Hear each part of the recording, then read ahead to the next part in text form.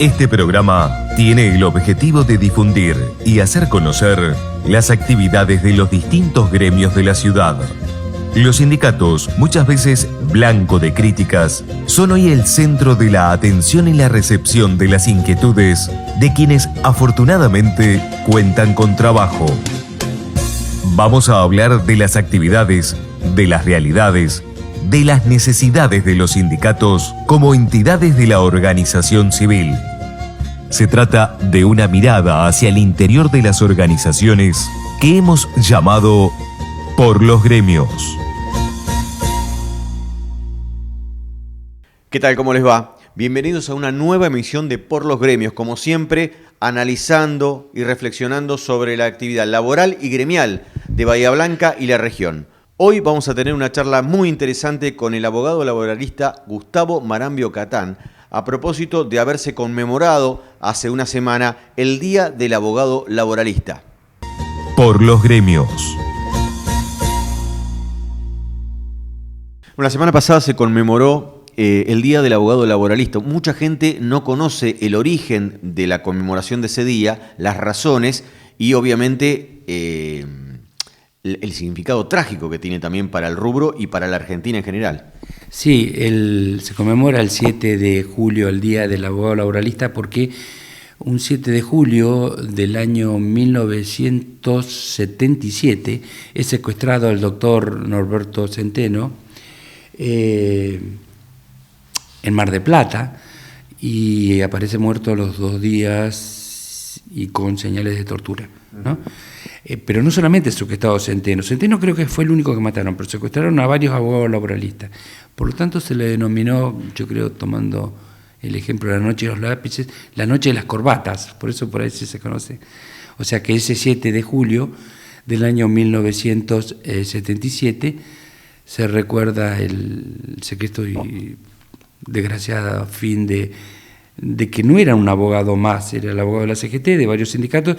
Además, el doctor Centeno había intervenido en la preparación de la Ley de Contrato de Trabajo, la 2744, que todavía con sus modificaciones está vigente, y además es el autor de la obra más famosa de comentario de la Ley de Contrato de Trabajo, conjuntamente con el doctor Fernández Madrid y el doctor Justo López.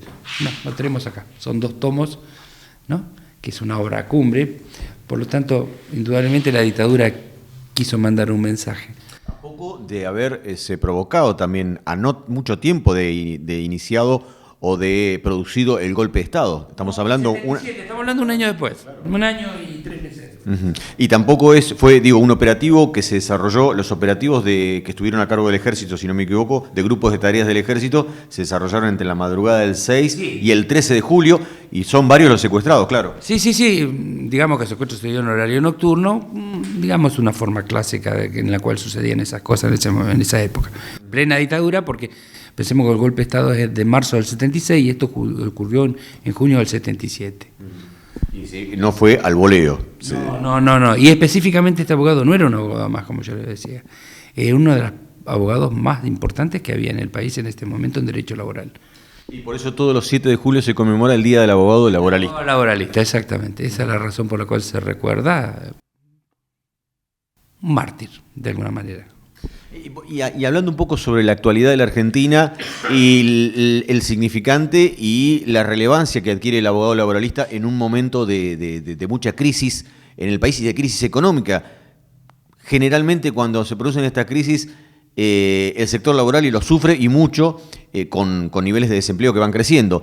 ¿Cómo es la actualidad de acuerdo a lo que usted puede percibir? Claro, a mí me parece que el problema actual es que hoy está en cartera de varios partidos la modificación de la legislación laboral.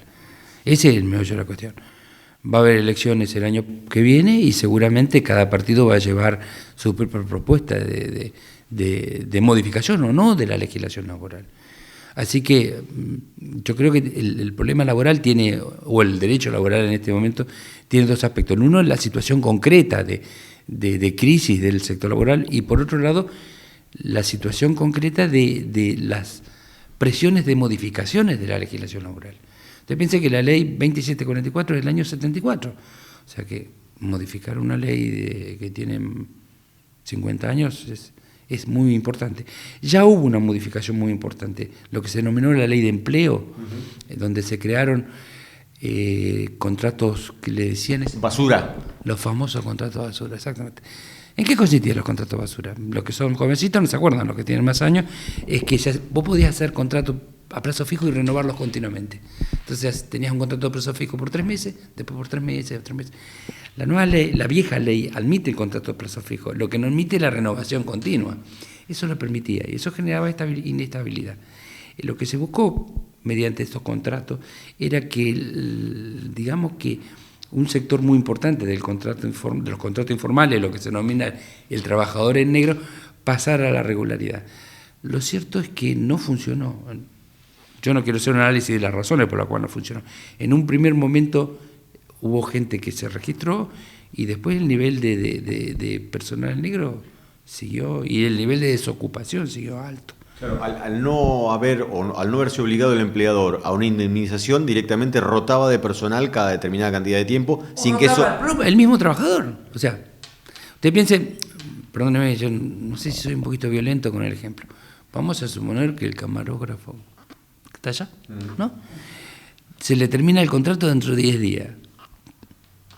Y el señor que está acá a la derecha es el encargado de renovarle el contrato.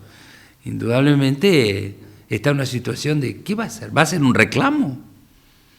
O sea, eso no quiere decir de que el contrato, la legislación laboral no debe ser modificada. El derecho es dinámico, así que tiene que acomodarse a la época. Y el derecho laboral, con más razón, tiene que ser un emergente de su época.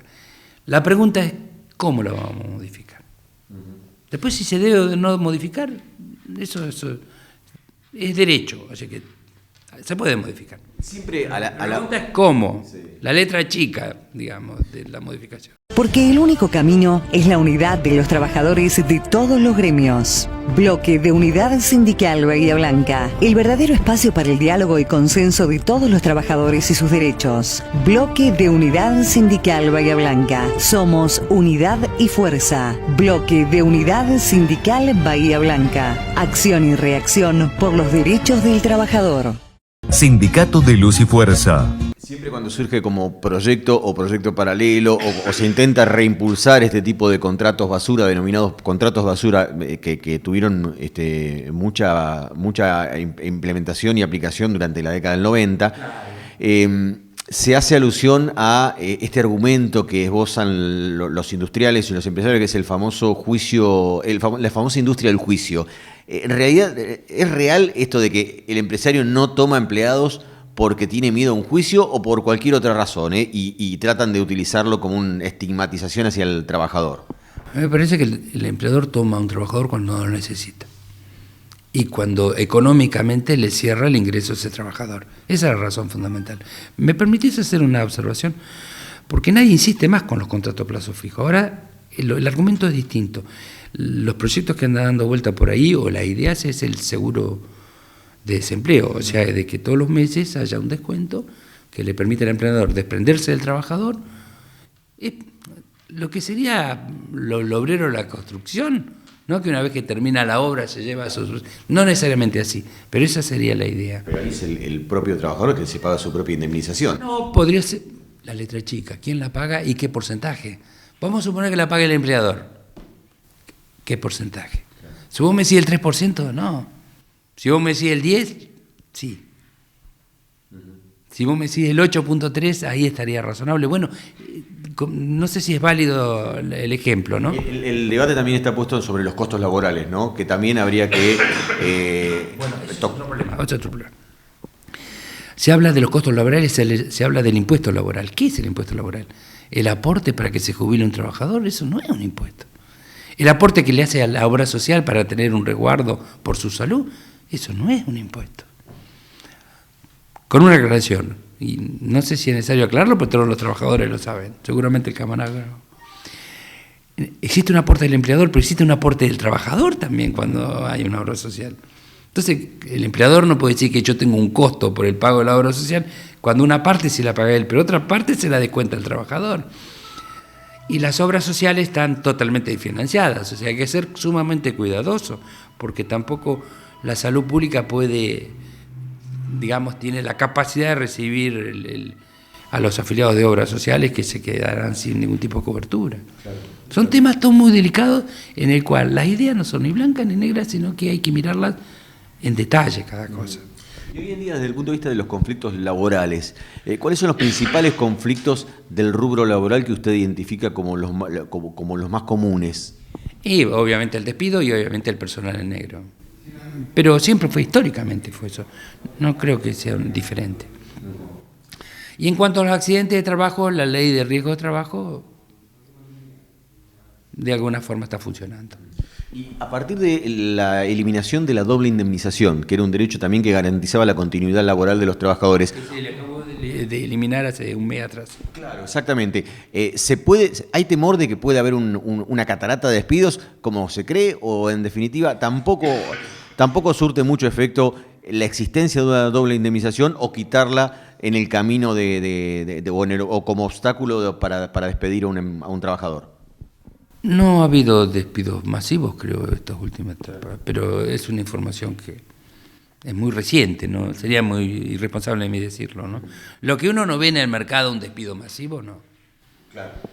¿Y cuáles son los principales incumplimientos que cree usted hay desde el punto de vista del sector patronal en estos tiempos?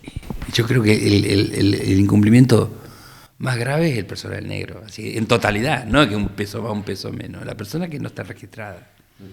Si todas las personas estuvieran registradas, la ecuación que uno hace es el que está registrado demandaría menos aportes para el sector, para la caja jubilatoria, por ejemplo. O sea, cuando se habla de jubilación, dice, todos aportamos determinada cantidad de impuestos o determinada cantidad de dinero para poder sostener la caja jubilatoria. Si todos estuvieran registrados, entiendo que los porcentajes serían inferiores para todo el mundo, ¿no?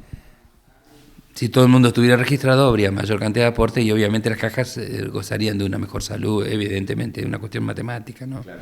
Y se calcula de un 40 y pico % de personal negro. Con una aclaración, el país es muy distinto. Una cosa el personal negro en Buenos Aires, otra cosa en Bahía Blanca y otra cosa un pueblo de La Rioja, ¿no? Sobre todo el nordeste y el norte argentino, el personal negro. Es muy difícil de ir... Y en el ámbito del agro ni hablar, ¿no? Claro. Y ahí tiene una presencia fuerte del Estado como contralor y una presencia fuerte de los sindicatos también. Muy simple, hagan un cálculo. Usted tiene un programa gremial. ¿Cuántos inspectores están para sur de la provincia de Buenos Aires? Y ahí tienen respuesta. Y después está obviamente la excusa de la patronal o del sector empresario, que es si tengo que blanquear a toda esta gente, antes cierro. Sí, pero yo utilizaría otro argumento, la competencia desleal del empresario que tiene personal negro con relación al que lo tiene en regla, claro, ¿no? El que lo tiene en regla dice, bueno, pero yo no puedo competir con este hombre. Por los gremios.